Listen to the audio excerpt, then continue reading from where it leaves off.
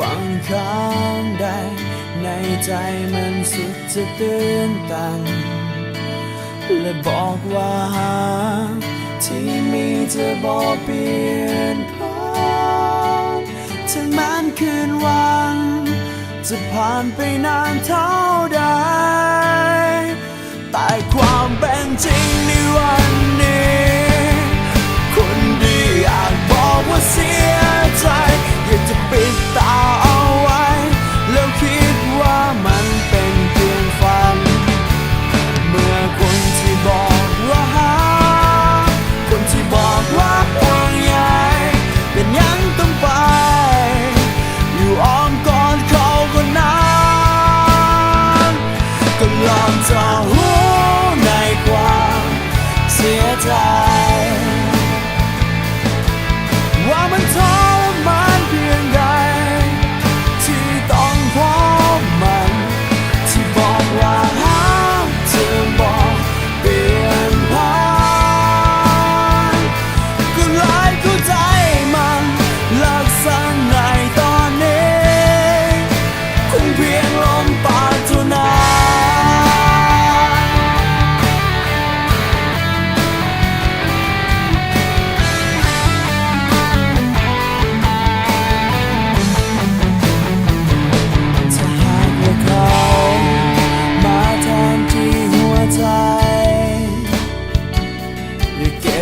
ไว้ให้ทรมานอีกเลยอย่าบอกว่าให้มันต้องซ้ำอีกเลยอย่าบอกว่าเหมือนเคยหากมันบ่เป็นความจริงแต่ความเป็นจริงในวันนี้คนดีอาจบอกว่าเสียใจอยากจะปิดตาแล้วคิดว่ามันเป็นเพียงฝันเมื่อคนที่บอกว่าหาคนที่บอกว่าห่วงใยเป็นยังต้องไป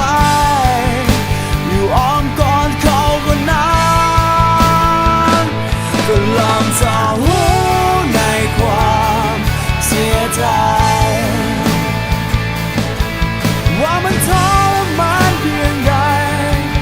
ที่ต้องพบมันที่บอกว่าหาเธอบอกเปลี่ยนผ่านก็เลยเข้าใจมันลักษณะในตอนนี้คงเพียงลมปากเท่านั้น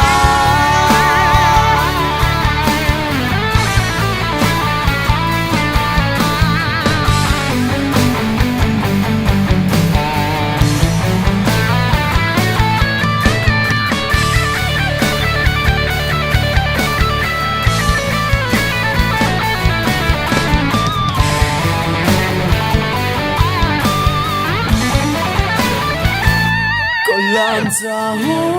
ในความเสียใจว่ามันทรมานเพียงใดที่ต้องพบมันที่บอกว่าหาเธอบอก